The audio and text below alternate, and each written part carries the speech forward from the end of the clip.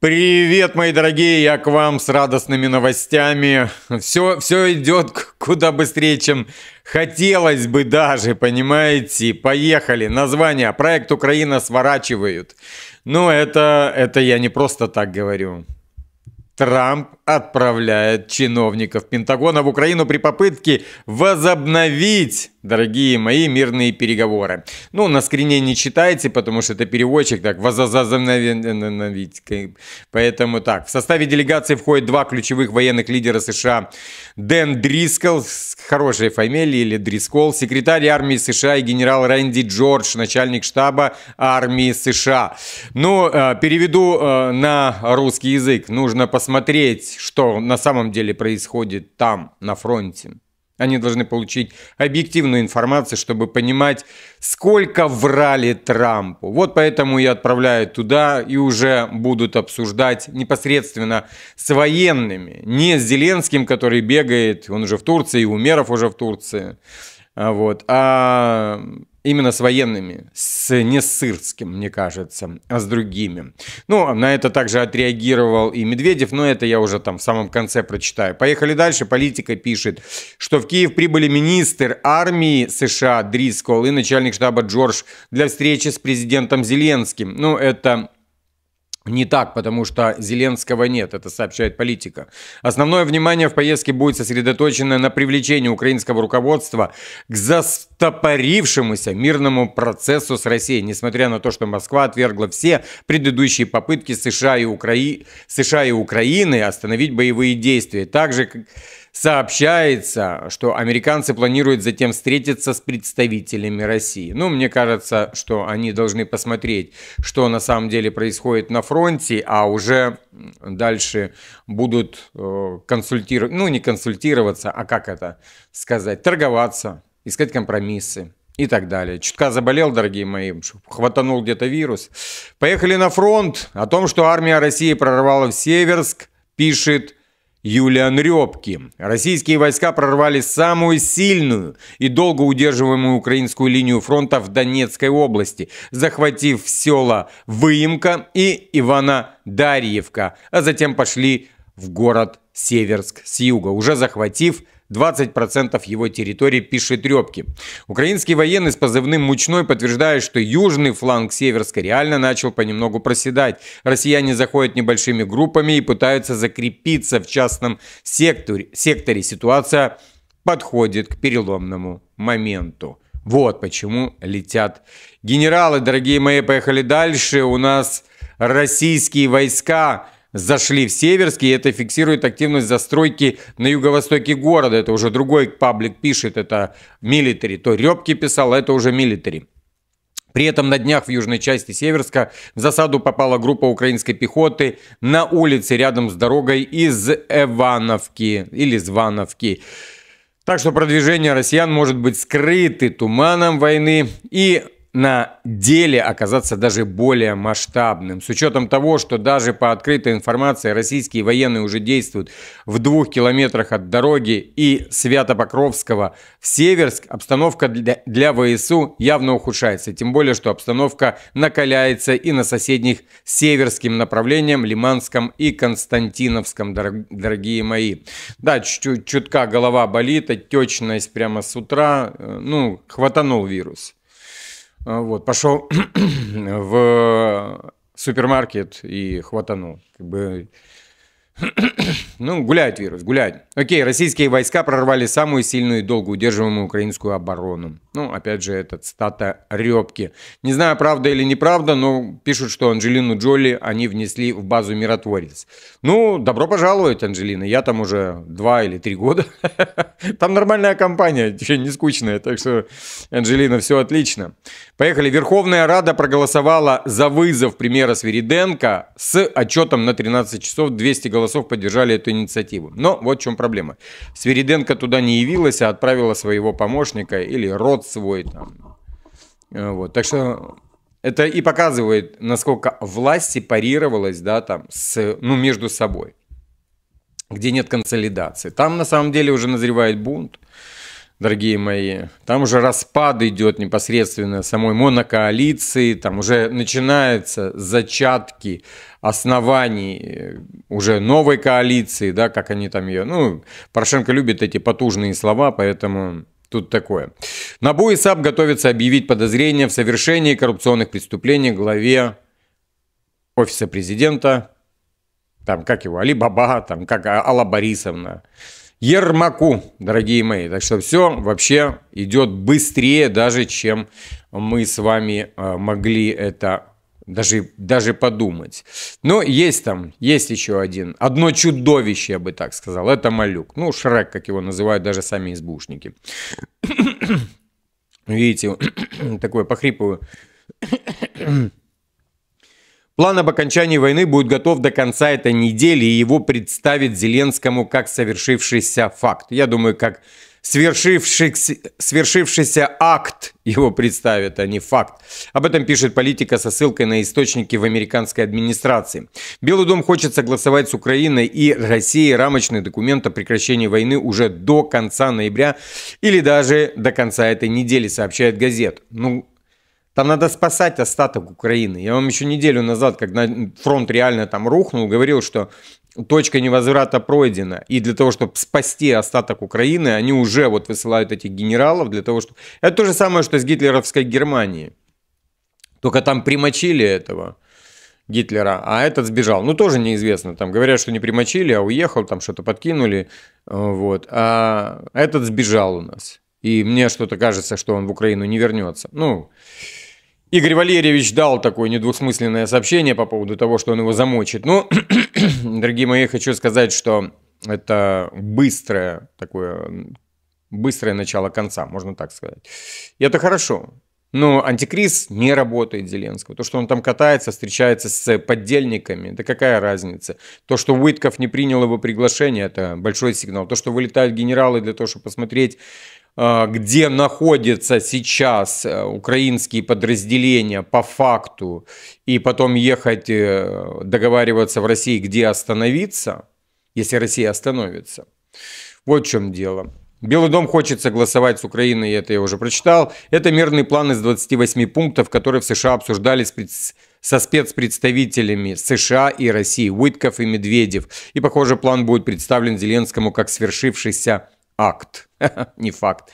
На встрече с американским министром в Киеве. Официальные лица администрации заявили прессе, что находятся на грани серьезного прорыва, и это серьезно. То, что мы собираемся предложить Украине, разумно, говорит чиновник. Администрация Трампа считает, что Зеленский, находящийся под давлением, будет вынужден принять то, что ему предлагают. А что касается остальной Европы, нам, по сути, плевать на европейцев, говорит чиновник. Главное, чтобы Украина согласилась. Вот прекрасно. А что там в Европе? Там уже коалиция нежелающих увеличилась. Давайте так. У них была основная задача вот этими сборами своими убедить коалицию нежелающих, пополнить коалицию желающих. И понятно, что после этого скандала коррупционного у Орбана и у Фица оказались очень выгодные карты. Как мы видим, да, Бабиш куда-то спетлял. Он там кричал, потужничал и все. Спетлял он. А Орбан, с Фицо подхватили это и начинают доказывать всем остальным из коалиции нежелающих, что в Украину лучше не вкладывать деньги, их своруют. И много всяких кейсов. И Рада сегодня уволила и Гринчук, и Галущенко. И теперь у меня вопрос к Бойко. Вы смотрели вчера эту мразь? Вот я, конечно, понимаю, что многим это слово не нравится, но я называю все своими именами. Спасибо, что без мата. Вы так должны говорить. Так что я вернусь к Бойко. Он вчера говорил, что из-за Порошенко они не могут уволить или не могли уволить двух министров. Сегодня он тоже пытался это же сказать. Порошенко этому не противостоит. Порошенко противостоит, точнее не противостоит, а стоит за то, чтобы... Я не отмазываю ни в коем случае Порошенко, чтобы мне никто не лепил. Я его ненавижу, наверное, больше, чем любой другой украинец. Я просто говорю о том, что Порошенко сейчас действует наоборот, собрав коалицию, чтобы не дать Зеленскому нигде не отработать какой-либо антикриз, не вернуть в команду того же Ермака через... любого, Маркарову и так далее. То есть не дать протащить ничего. Вот. И при этом Порошенко требует распуска всего Кабмина. потому что весь Кабмин проворовался. Поехали дальше. Политика пишет. Администрация Трампа рассчитывает, что... это мы уже читали. Это уже как бы не то, что повтор, но это другие эти пишут. Поехали. Министр армии Дрискол после переговоров с Зеленским в Киеве поедет в Россию с целью возобновления мирных переговоров от имени Трампа. Это уже пишет Wall Street Journal. До этого писала Политика. Министр отправится в Украину, чтобы ознакомиться с фактами на месте. Он примет участие во встречах в Украине и доложит о своих выводах Белому дому. Знаете, как уборщика отправляют, чтобы он зачистил там. Президент ясно дал понять, что пора прекратить убийства и заключать соглашение о прекращении войны. Вот мне нравится, как они поют эту песню. Говорит высокопоставленный представитель администрации Трампа. Ну, все прекрасно понимают, что Зеленский не вернется в Киев, потому что засыт, чтобы ему не дали подозру и так далее. Песков делал заявление сегодня по поводу публикации Axios о том, что Россия и США якобы работают над мирным планом по Украине. По его словам, говорить о каких-либо продвигах и продвижках, и подвижках очень рано, дорогие мои. Ну, это да. Ну и вот сегодня потужная встреча в Турции. Зеленский встретил своего поддельника Умерова. Варьё. Конченое варьё, что один, что второй, дорогие мои. Конечно же, Орбан, как говорится, будет рассказывать всем, показывать факты. Есть же, все задокументировано. Абсолютно все. Там еще начали бежать, многие начинают убегать. Прекрасно звучит и прекрасно выглядит, дорогие мои. Поехали, я сейчас покажу вам ракеты на Тернополь сегодня. 7 штучек прилетело.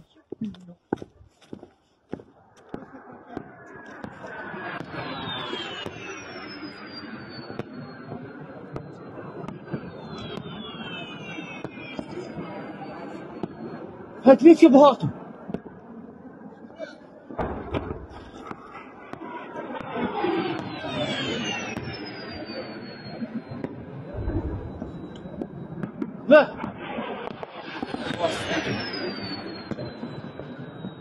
Диви, але багато.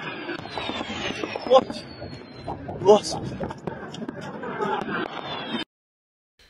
Я думаю, достаточно, потому что мне за эти ракеты прилетит еще в Ютубе. Ну, я так просто показываю. У меня в Телеграме есть все эти 7 ракет, как они летят, так что туда можете подключаться и смотреть. Ну и вот сама статья непосредственно Axios, с которой комментировал Песков, что администрация Трампа тайно консультируется с Россией, чтобы разработать новый план по прекращению войны в Украине. Ну или на Украине. Дорогие, не делайте мне замечания по поводу на, вы, без разницы. У нас у всех одинаковый взгляд. А как мы его там называем? В на могу говорить, если кто хочет. 28 пунктов плана. Мир на Украине, гарантии безопасности, безопасность в Европе и будущие отношения США с Россией. Ну, там гарантии еще для России идут. Тоже. Уитков должен был встретиться с Зеленским в среду в Турцию, но отложил свою поездку. Он обсудит этот план с Умеровым на встрече в Майами. То есть Зеленский, а не Уитков. В начале этой недели. Мы знаем, что американцы над чем-то работает, заявил анонимный украинский чиновник. Дмитриев сообщил Axios, что планирует взять принципы, согласованные Трампом и Путиным на Аляске, и подготовить предложение по урегулированию украинского конфликта, а также по восстановлению отношений между США и Россией и решению проблем с безопасностью России. Ну, кто не понимает, особенно пробитые, что такое безопасность России. Безопасность России – это то, что НАТО не будет подтягивать к границам России себя. Это раз. Во-вторых, там будет разговор 100% о Финляндии, чтобы ее выкинуть, потому что у нее самый большой, такой, можно сказать, после Украины, самая большая площадь контакта с Россией и как раз вот северной частью, где более опасно, да, там, где и подводные лодки стоят рядом, там Мурманск, да, потому что Карелия туда примыкает. Был я в Мурманске, дорогие мои, и в Петрозаводске был, и в других городах я был. Вот, еще во время Советского Союза. Красивые места. Но я просто говорю, насколько это рядом. Вот, поэтому будут, уверяю вас, просить для того, чтобы... Это безопасность России, чтобы вышвырнуть Финляндию, которая быстренько затесалась на всем, что происходит. Там, типа, под эгидой недоверия. Ну, на самом деле, это была такая спецоперация, как мне кажется, да, затянуть Швецию и Финляндию в это. На самом деле это гораздо более широкая концепция, которая, по сути, задает вопрос, как нам наконец-то обеспечить долгосрочную безопасность в Европе, а не только на Украине, сказал Дмитриев. Планы проведения саммита лидеров в Будапеште пока отложены. Российский посланник заявил, что американская сторона сейчас разъясняет преимущества своего нынешнего подхода украинцам и европейцам. Это происходит на фоне того, что Россия определенно добилась успехов, внимание, на поле боя, добавил он, отметив, что влияние Москвы растет. Так что да, не зря я вам читаю эти сводки, которые есть, для того, чтобы вы понимали, что много вбросов вокруг того же фронта. То есть Зеленский и сам занимался этими вбросами. Он возил не те карты, которые нужны. Вот сейчас для этого 2 генерала и вылетели. Для того, чтобы подтянуть таких, как Мучной, подтянуть там других, которые действительно могут говорить о том, какая ситуация на фронте. Не Сырский. Сырский любитель, как и Зеленский, теплых ванн. Поэтому их мнение как бы меньше всего волнует тех американских генералов. Вот так сегодня выглядела фортеца Львив. Дорогие мои, тоже ей там прилетела. Большая часть калибров полетела как раз на Западную Украину. Так что, так, дорогие мои, следим за тем, что происходит. Очень сильно болит голова. Серьезно, я понапивал кучу таблеток противовирусных. Это чай с медом и молоком. Мне подписчица написала, что кофе с молоком вредный. Нет. Кофе с молоком не вредный, кофе без молока вреднее. Ну, итальянцы, я в прошлом году 3 месяца жил в Италии летом, вот когда у меня вот эти вот от контракта до контракта, и итальянцы пьют его с горячей водой, для того, чтобы смывать кофе со стенок желудка, потому что оно там окисляет. Так вот, молоко нейтрализует как раз, и не дает кофеину быстро попасть в кровь, и кальций не дает основания камней в почках, а наоборот, он расщепляет это. Так что молоко полезно всегда. Даже при Советском Союзе давали всегда стакан молока. А если есть проблемы с почками, то нужно идти обследоваться к врачу. Но, не знаю, кофе не влияет мне, и молоко тоже. То есть я уже пью, бог знает сколько лет. Скажу вам, что спортсмены, ну там в частности бегуны, велосипедисты пьют кофе с молоком для защиты своего желудка и слизистой. В желудке я имею в виду. Вот, потому что там разогнанный метаболизм настолько, а кофе помогает дорабатывать. Ну, кто знает такое, тот поймет, о чем я говорю. Так что, дорогие мои, я лечусь, голова страшнюче болит, особенно когда ты говоришь. Вот, она очень болит.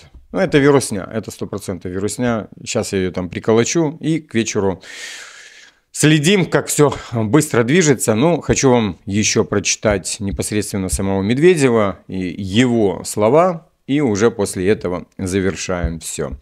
Несколько дней назад я сказал, что киевский кровавый клоун пока сохраняет шансы подергаться на западной ниточке, но образовавшийся в Европе гнойник в любом случае будет вскрыт. Похоже, абсцесс протекает быстрее, чем казалось.